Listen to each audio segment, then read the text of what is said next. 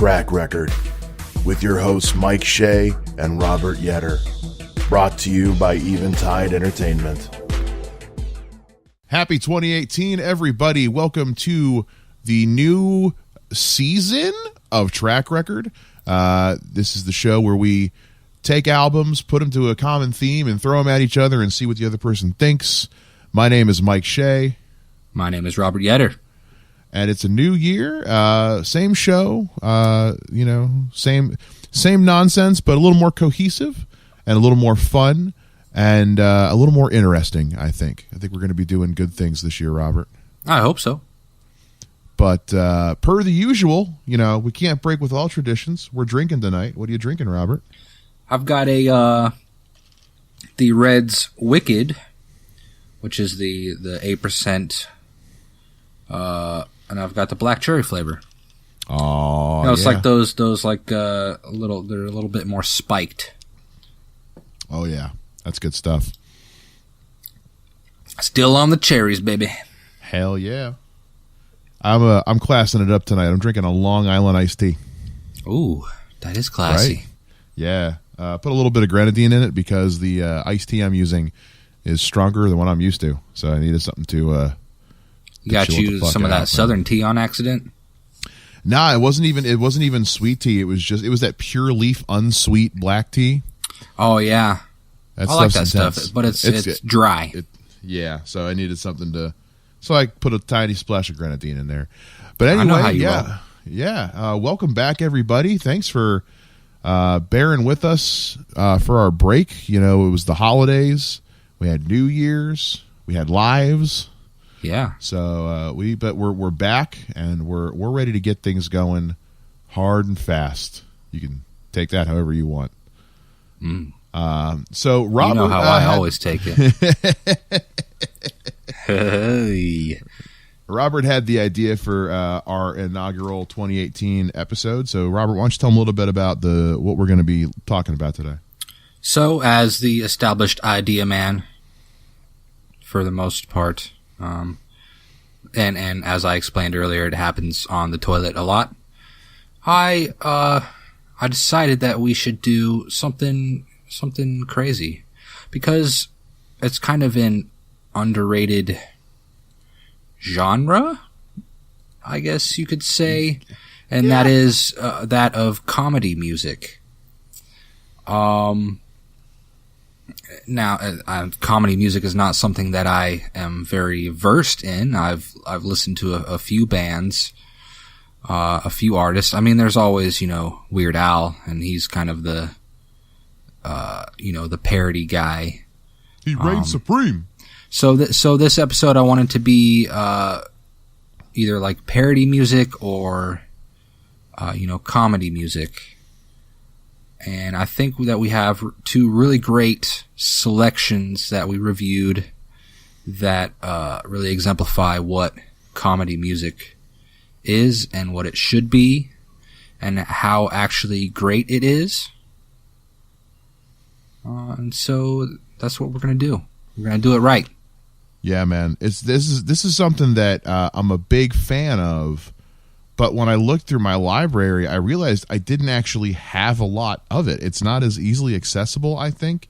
Right. It's something you got to kind of be in the know about to get a hold of. So this was fun because I had never heard what you gave me before, and I don't know if you were well versed at all in what I gave you. Not at all. No. So this was a learning experience for both of us, and I love a learning experience. So yeah, we do that a lot here on the show. So Robert's going to go ahead and talk about his first. I'm going to tell you guys right now what I gave Robert was something that came to my attention when I was first doing stand-up in college and first working in radio in college. And this is a little band called Psychostick that, man, they have just come to shape my life as the years have gone on. For better or worse. And the reason I gave Robert this album is actually my favorite song by Psychostick is on this album, and I'm curious to see if he can figure out which one it is before the show is over. So with that being said, Robert, buddy, take it away, man. I mean, there's like at least 7 that I could choose from that I think would really, the whole album I think would fit any man that actually likes food. You know, who doesn't like food? So, right. Psychostick, the album's called Sandwich, came out in 2009, which was, I don't know why that year struck me as weird, but it just seemed too recent for, like, I don't know, this kind of music to go on. Whenever you think of, like, comedy music, you think of, like, the early 2000s, you know? I don't know why. I probably just, I'm weird. So I've never listened to Psychostick before, and I only have heard of them because you mentioned them probably, I believe, in like 8 episodes ago. You made a brief reference to them. And again, comedy music is not something that I have delved very far into. I'm pretty much familiar with like Weird Al. There was an artist called Andrew Jackson Jihad that I listened to back in high school. And you know, just a few others. And so this album is one of my first impressions of comedy music as a genre. I typically listen to and make much more serious music, but this album, again, being one of my first comedy music albums, really made me realize that the art of comedy music is not as appreciated as it could be. And I guess on the other hand, I could see where some people would say that comedy music is not as easily listenable as traditional music. You know, like we could probably listen to "Lust for Life" by Lana Del Rey on repeat for forever and just never, you know, eject the disc out of our cars. Well, I think I need to be in a very specific mood to listen to a comedy music album like Sandwich all the way through. I do love Psychostick's premise of doing comedy metal. Because the aggression that's typically in metal is inserted onto all these different everyday subjects, and it's really funny because there's like true anger there, and it comes from a real place, you know. And especially for the overarching theme of food.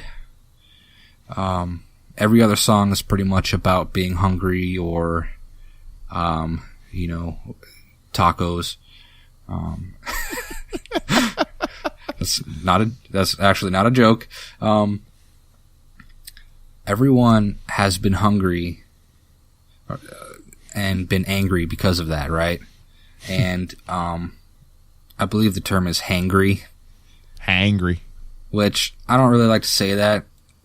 I really hate the cutesy, like, blogger-friendly compound wordiness of it.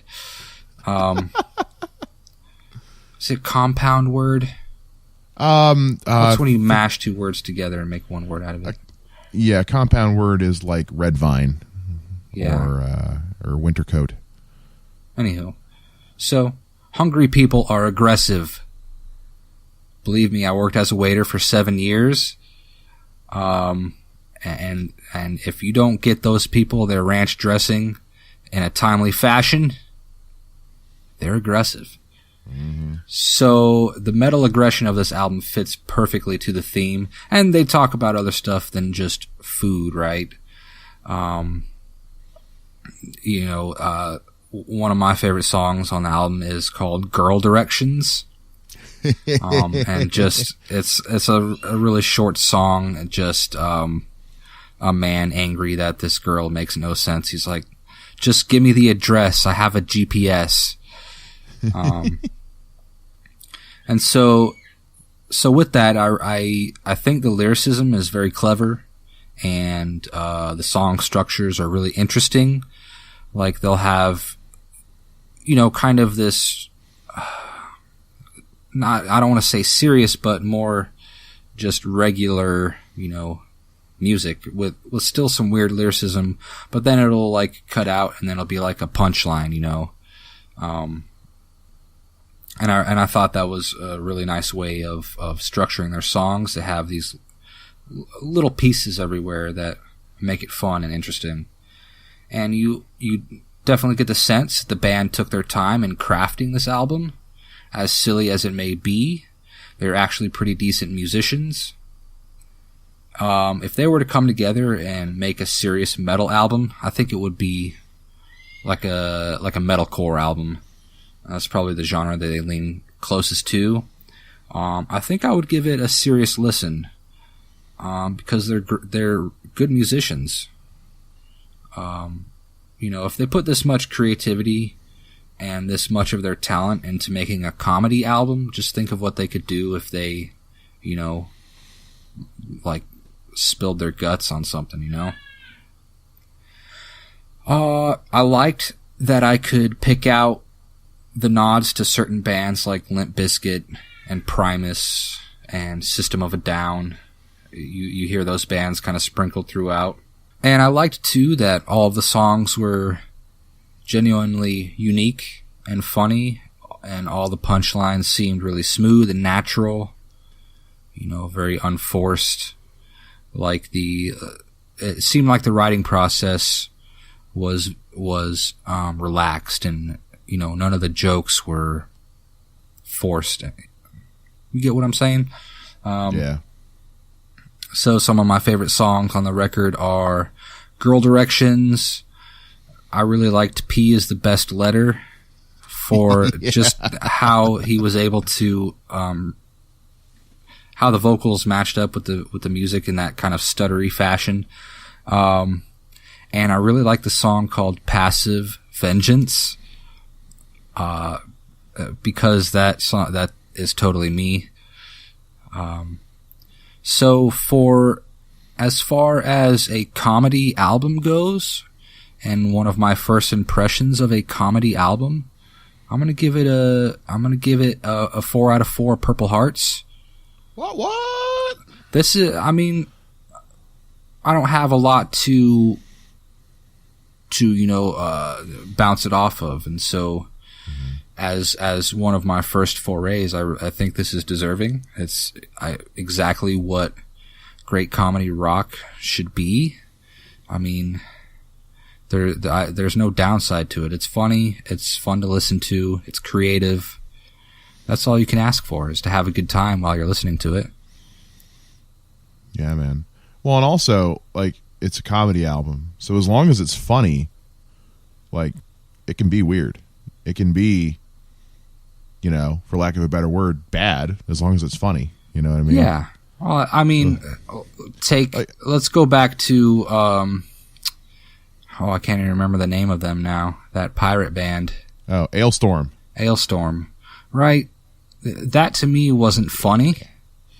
And Right. then the whole, you know, the second disc where it was all just dog barks. That's not funny. That's like somebody just really drunk is like, I can't believe you listened to that. I really you know, can't. somebody had to sit in a chair, you know, behind a mixing board and behind a computer and just like put those dog barks in there, right? Somebody spent hours of their life on that, and that is unacceptable. Not a funny album. This album, Sandwiched by Psychostick, I highly recommend if you want to get into comedy music. I don't know of any other really like comedy metal. They do it very well. They're great musicians. It's a 4 out of 4. Go listen. You'll laugh. Yeah, I mean, there really aren't many, and of the few there are, they're kind of the reigning kings. You actually didn't mention my favorite song at all. Which one And is it? Shot in the Dark. It's a #1 radio single. Oh, okay. That one we actually got to play on the radio when I was working for the rock station. One, because it's the only song on the album that's, you know, safe for work.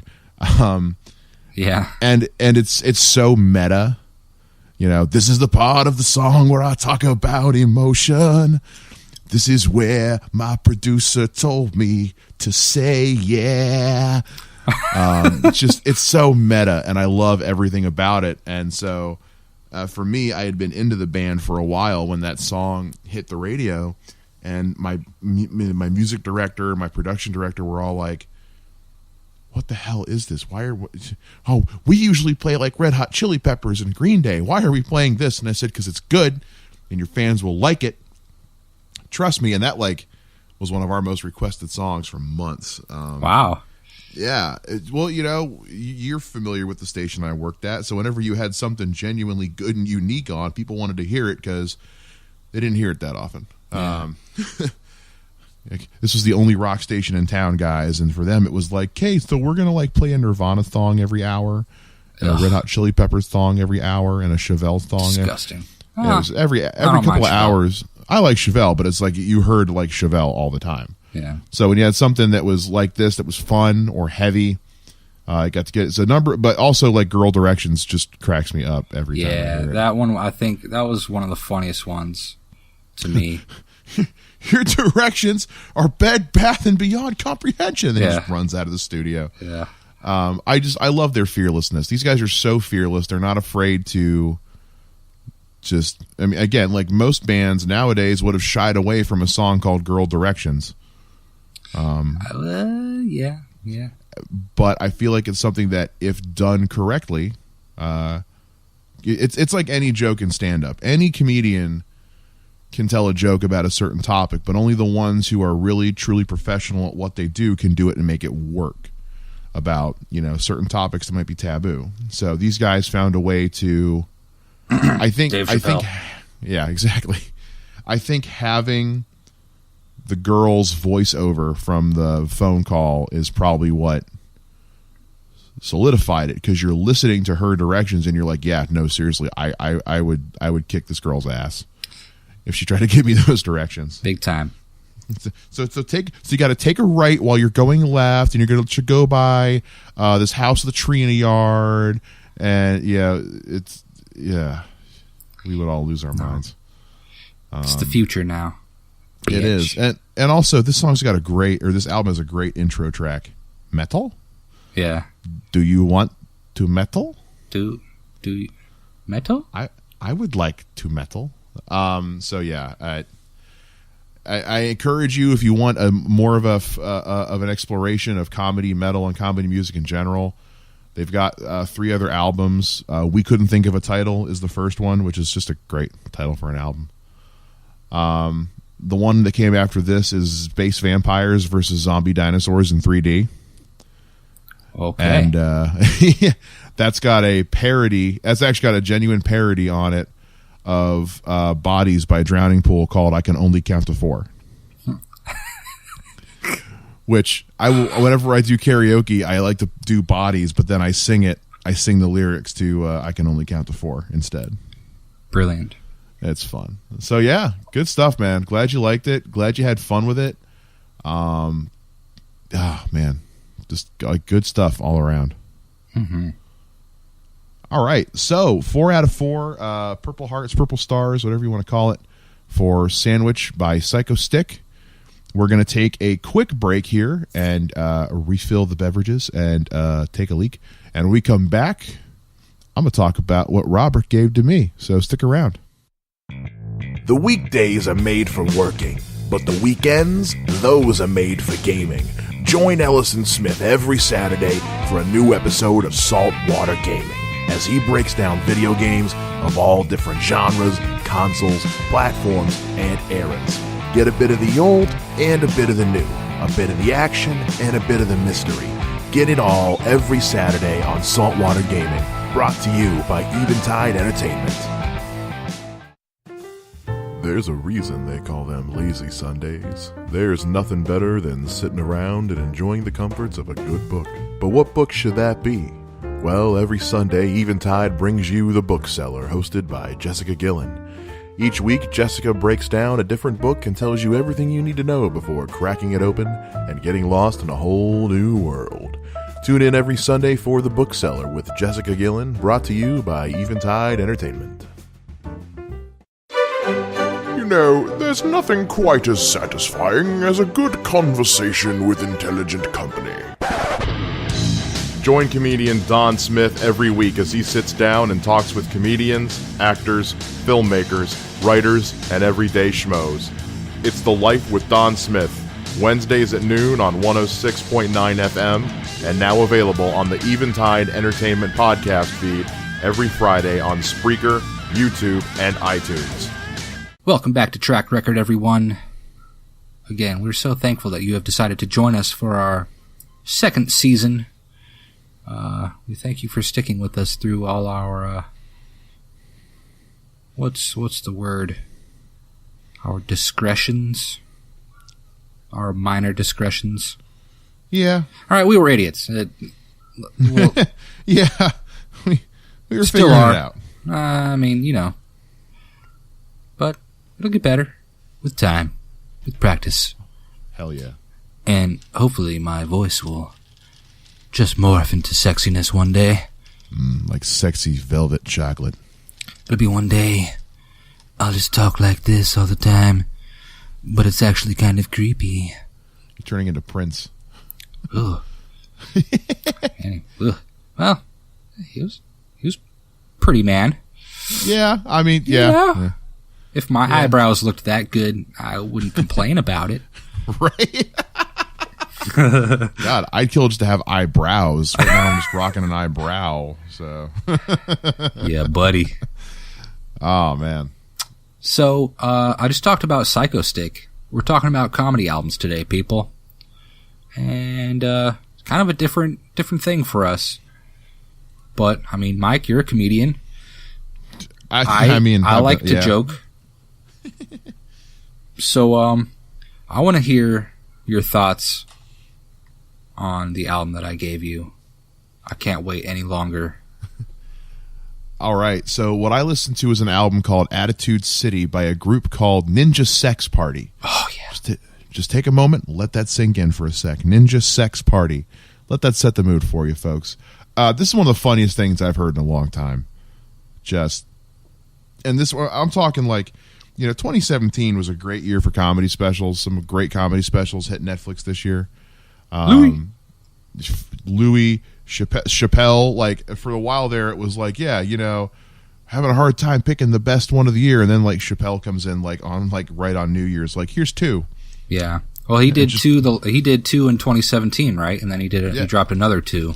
He dropped two earlier in the year, and then dropped two literally right at the end of 2017. It's like, okay, cool, going out with a bang, and they were just the funniest. But this is seriously one of the funniest things I've ever heard in my life. I laughed so hard from the moment the intro kicks in, talking about how, this is the album you're going to listen to and you're going to make sweet love to each other, and make sure you guys already have your clothes off and are in the car driving home. You want to be home before track 2 starts, and by the time you get to songs 4 and 5, it's going to start to feel a little weird. Then by the time you get to 8 or 9, you're going to be doing weird butt stuff, and then after that you'll be doing more traditional butt stuff. Like I'm listening to this at night, driving home from work, where it's 5 degrees outside, the roads are covered in ice and snow, and I'm having to try not to laugh too hard so I don't die.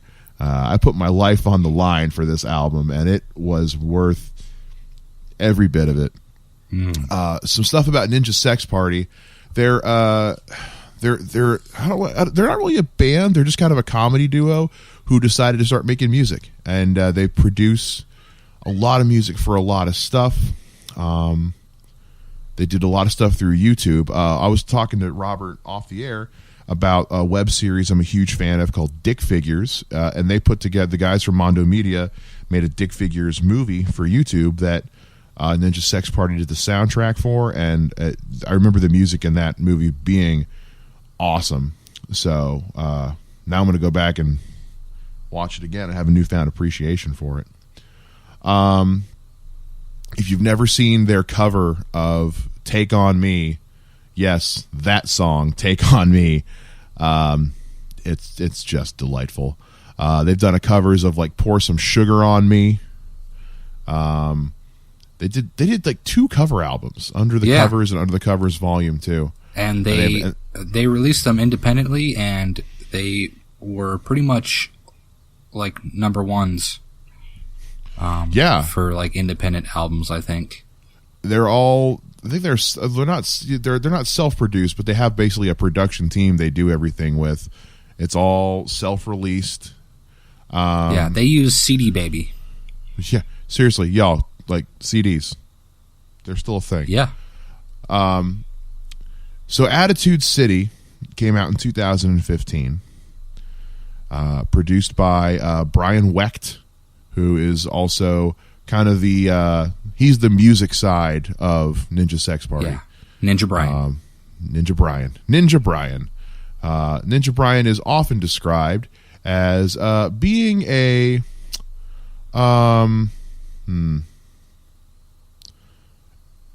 uncommunicative homicidal ninja. Let's go with that. Yeah. Versus I know. Versus Dan, who's the vocalist, who is oft described as a strangely dressed hypersexual Jewish man. Danny Sexbang.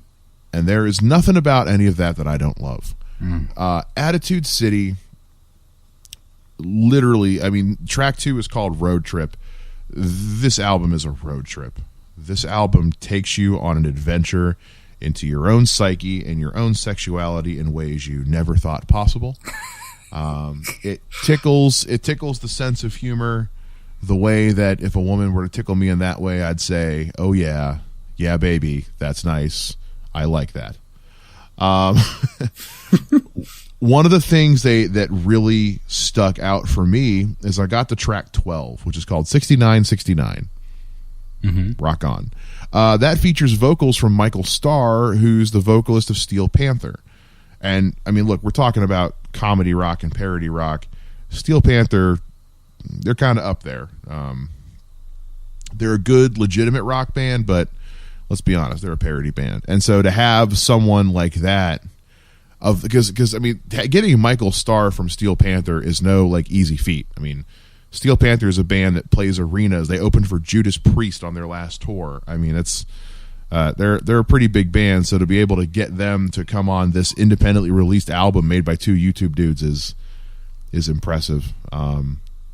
Dragon Slayer is such a fun song. Of course, you got one of my favorite. They have a couple of interlude tracks here and there. I love Butt Sex Goldilocks. Just so much fun to be had on this entire album.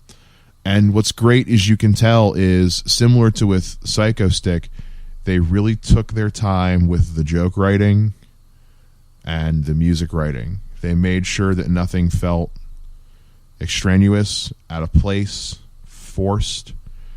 Everything was, again, these 2 albums alone, I think, are probably enough for like a master class in comedy music writing. Because music by itself is hard enough to write well. Anybody can write a song, but to write a good song is difficult. Same with a joke. Anybody can write a joke, but to write a really good joke is difficult.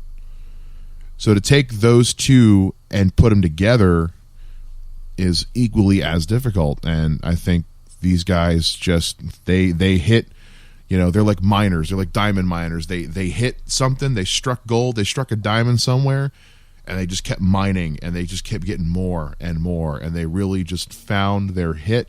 They found their niche, rather, and they know what they're doing. They know what they're doing with what they've got. They're not trying to stray one way or another. They're just like, look, if it ain't broken, don't fix it. And so, man, I laugh so hard listening to this thing. Jesus Christ. Again, like the intro is enough to just get anybody on board of just like, you don't know what's about to happen, but you're kind of excited and kind of scared. And that makes you a little more excited. It's that good kinky fear. Like, oh my God, is he going to like pull my hair, or is he going to choke me? What's going to happen here? So it's good stuff. And also, like, it's a 13-track album, but it only clocks in at like 33 minutes. So it's something you could easily sit down and listen to like in one go. Yeah.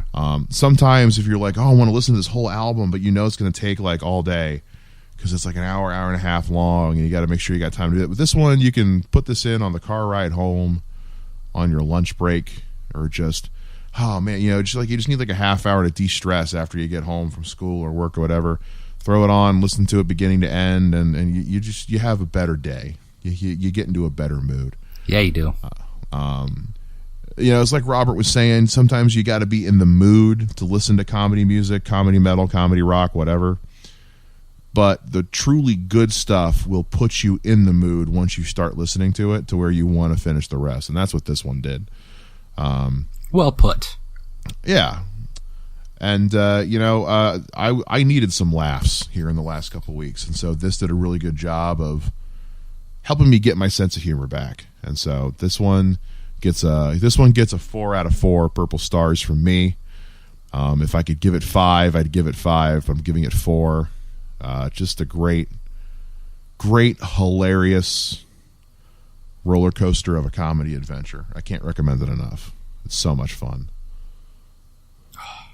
So glad you liked it. Shit, dude. I said, I mean, like, I'm not being facetious. I'm not exaggerating for the show. I laughed myself stupid listening to this album. A couple times I had to be asked to be quiet by the rest of my family because it was like 2:00 in the morning, and I was just sitting down here. Michael, shut the fuck up and go to bed. Yes, Mom. By the way, there's cookies. Oh yeah, there's cookie. There is a song on. There's a track on this album called "Cookies." So yes, there are in fact cookies. Cookies everywhere, man. So yeah, man. You know, how'd you find this shit, dude? Damn, this is good stuff. If you're a gamer like me, or there was this thing that came about called Let's Plays, right? And it's where you go on YouTube and you watch people play video games. And there's one YouTube channel that I'm particularly fond of, and it's called Game Grumps. Yes. The singer Dan Avidan, Danny Sexbang.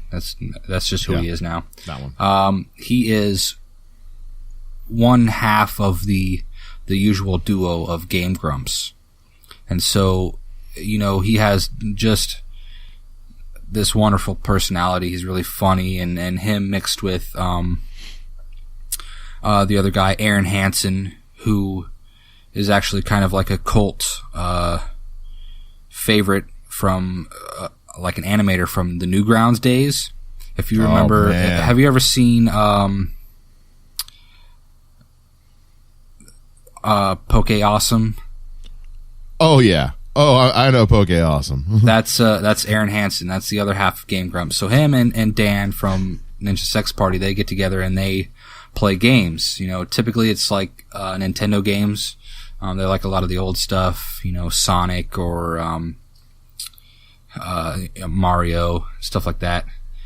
One of their more famous ones was they played through Pokemon Blue. So that's how I found out about Ninja Sex Party, was through Game Grumps. My favorite Game Grumps episode of all time is the Dennis the Menace game. Oh God. It's an old one. But that is one of my... I do like when they play those really terrible games. Yeah. And when Aaron he loses his shit, it's hilarious. So everyone go check out Ninja Sex Party and go check out Game Grumps. That's entertainment for a lifetime, really. I mean, if you're ever going to only watch one gaming channel on YouTube ever again, I mean, Game Grumps, I think, is the one to go with. It's funny. It's nostalgic. You never know what they're going to do. Yeah. And at the end of the day, it's about their personalities, right? You're not really watching to watch them play the game. You're watching them.